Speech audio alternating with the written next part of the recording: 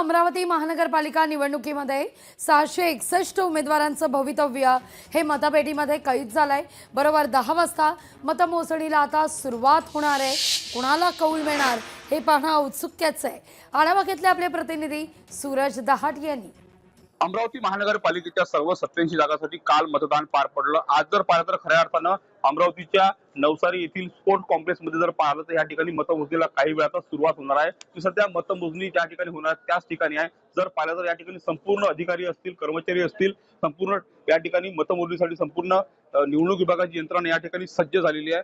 काल जर आपण पाहिलं तर अमरावती महानगरपालिकेसाठी जवळपास 53.65% या ठिकाणी मतदान झालेलं होतं। जर पाहिलं तर मागच्या वेळेस जर पाहिलं 2017च्या निवडणुकीमध्ये जर बघितलं गेलं तर 54.54% जे या ठिकाणी मतदान झालं होतं। त्यामुळे मागच्या निवडणुकीच्या तुलनेत यावर्षी मात्र 1.5% मतदान कमी झालेलं आहे। त्यामुळे मतदारांनी मतदानाला कमी प्रतिसाद दिलेला आहे असंच या ठिकाणी म्हणावं लागेल।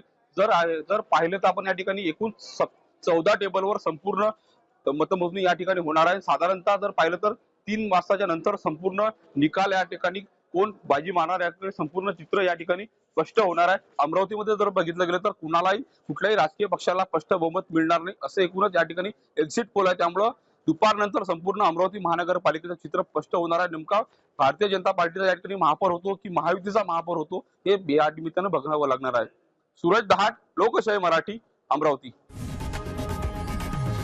लोकशाही मराठी ऐका, पहा, जागरूक रहा।